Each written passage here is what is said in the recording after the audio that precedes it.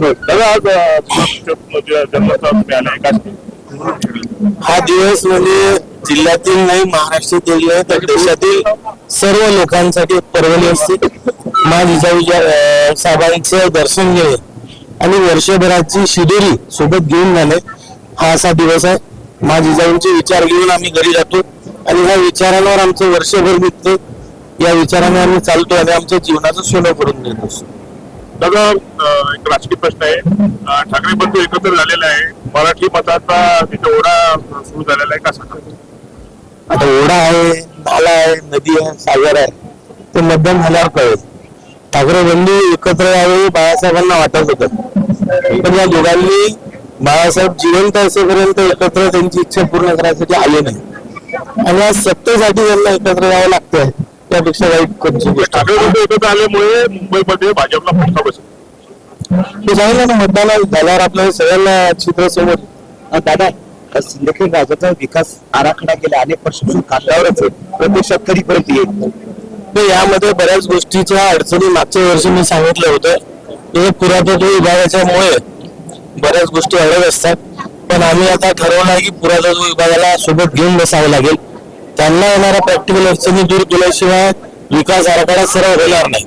आणि प्रामुख्याने जर आपण पाहिलं तर नुसते रस्ते विकसित करायचे असतील, बाहेरचा भाग विकसित करायचा असेल तर तो कधी होऊ शकतो, पण खऱ्या अर्थानं राजवाडा आणि याचा परिसर जर आपण सोडवला तर खऱ्या अर्थानं सगळ्या भक्तांना, भावी पिढीला शिवरायांचे जिजाऊंचे विचार ते पुढच्या पिढींपर्यंत टिकतील. त्यामुळे आपण नुसते विकास आराखडा पूर्ण करण्याची घाई जर करत राहिलो तर काहीतरी थातूर मातूर कामं दिसण्यायोग्य होतील, पण त्यातनं काही आउटपुट आपल्याला मिळणार. काल उद्धव ठाकरेंनी अमित शहा आणि नरेंद्र मोदीवर जोरदार टीका केली आहे.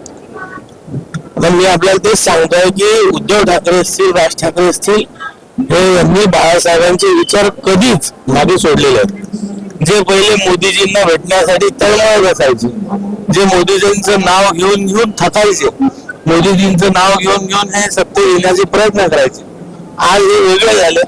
आणि आज वेगळं झाल्यावर आज त्यांचा युएसपीच तो आहे की जेव्हा मोदीजींना शिवाय देऊ तेव्हाच त्यांना मतं मिळतील, म्हणून त्याशिवाय त्यांच्यावर पर्याय नाही. आज सिद्धराजा येथून तुम्ही तुमच्या विभागासाठी काही मोठी घोषणा करणार आहे?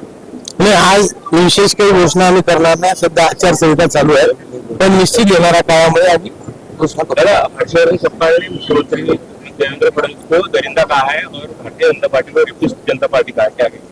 बंटी भैया सबका बहुत हमारे अच्छे मित्र है, लेकिन जब से वो कांग्रेस के प्रदेशाध्यक्ष बने हैं उनकी वैचारिक जो एक लेवल है वो कहीं से भी राहुल गांधी जैसी होती हमें दिख रही है. और उनके जो वो एक बहुत होशियार और एक इंटेलिजेंट व्यक्ति थे, लेकिन जब से उनको प्रदेशाध्यक्ष की जवाबदारी दी गई है तब से उनसे कुछ ना कुछ ऐसा बुलवाया जा रहा है, शायद मुझे लगता है, इसलिए वो ऐसी नीच स्तर की बातें करने लग गए. राष्ट्रवादी अजित पवार गट और शरद पवार गट दोनों एक होने वाले हैं, ऐसी चर्चा अभी जोरों शोरों पे, क्या करेंगे? अभी जैसा हम बहुत सालों से ठाकरे एक होने वाले, एक होने वाले, एक होने वाले सुन रहे थे और आज सत्ता के लिए वो एक हुए, वैसे ठाकरे परिवार एक होने वाला, एक होने वाला, ये चर्चा बहुत दिनों से चल रही है. और कितने दिन चलेगी वो मुझे पता नहीं, ये कब एक होंगे ये भी मुझे पता नहीं, लेकिन इलेक्शन है कि ये बातें शुरू होती है, इलेक्शन हो गया कि ये बातें बंद होती है. शरद पवार को भारत रत्न दिया जाए ऐसी मांग चालू है अभी लोगों की, क्या कहेंगे?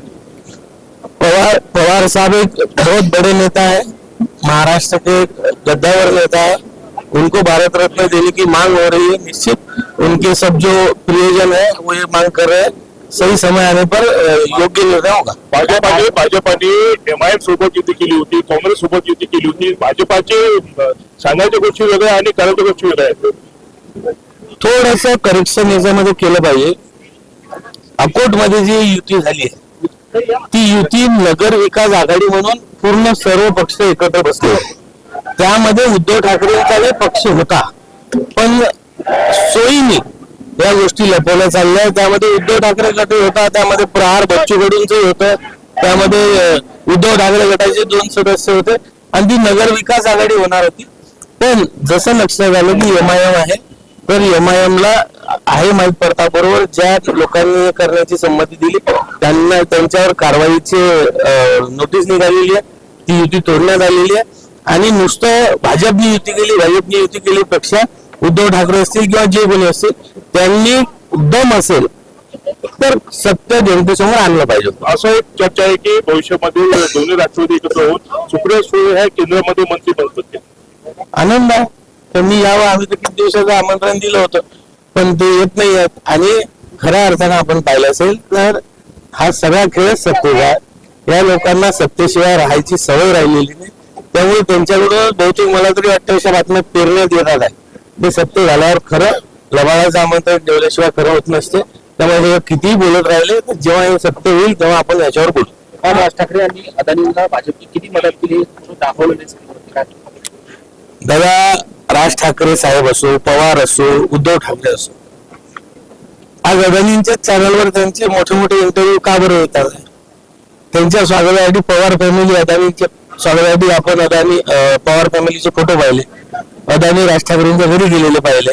त्यामुळे अदानी कोणाला मदत करतात हा नुसतं मुंबईच्या निवडणुकीपुरते बोलणे, सभा करणे आणि नंतर स्वतःचे वैयक्तिक संबंध जपणे या गोष्टी करणारे लोक आहेत. भाजपचे किती महापौर होते राज्यामध्ये? आता एक्झॅक्ट फिगर तुम्ही आज सांगू नाही शकत. मी सध्या अकोला आणि अमरावती महानगरपालिकेच्या प्रचारात व्यस्त आहे.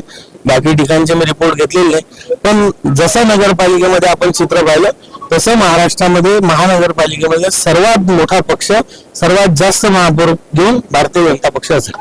साहेब, महाविकास आघाडीमध्ये मराठी माणूस महापौर होणार, महायुतीमध्ये मराठी माणूस महापौर होणार. नेमकं प्रकरण ऍक्च्युअल असं झालेलं आहे की या लोकांना सत्ता पाहिजे आणि हे जे म्हणणारे लोक आहेत, म्हणजे ऍक्च्युअल हे म्हणणारे खरं तर महाविकास आघाडीचेच लोक आहेत. यांचा जो मुख्य मतदार बेस होता मराठी मतं हा त्यांच्यापासून दूर गेला. म्हणून आता ते मराठी महापौर होणार हे वारंवार म्हणतात. माझं म्हणणं हे म्हटल्यापेक्षा कृतीतून करून दाखवायला पाहिजे. साहेब, राज्याच्या मुख्यमंत्र्यांनी दरवर्षी 12 जानेवारीला जेजू जन्मोत्सवाला यायला पाहिजे. गेले अनेक वर्षांची मागणी आपण जिल्ह्याचे कॅबिनेट मंत्री म्हणून पाठपुरावा. देवेंद्रजी स्वतः मुख्यमंत्री झाल्या इथे येऊन गेलेले आहेत. पण दरवर्षी एखाद्या अडचणी असतात. जसं आता सध्या महानगरपालिकेच्या निवडणुका चालू आहेत, प्रचाराची व्यस्तता सुद्धा आहे, आचारसंहितेचे बंधनं सुद्धा आहेत. त्यामुळे येऊ शकले नसतील पण निश्चित आम्ही पाठपुरावा करू आणि मुख्यमंत्री इथे आले पाहिजे, नियमित आले पाहिजे त्या दृष्टीने प्रयत्न करू.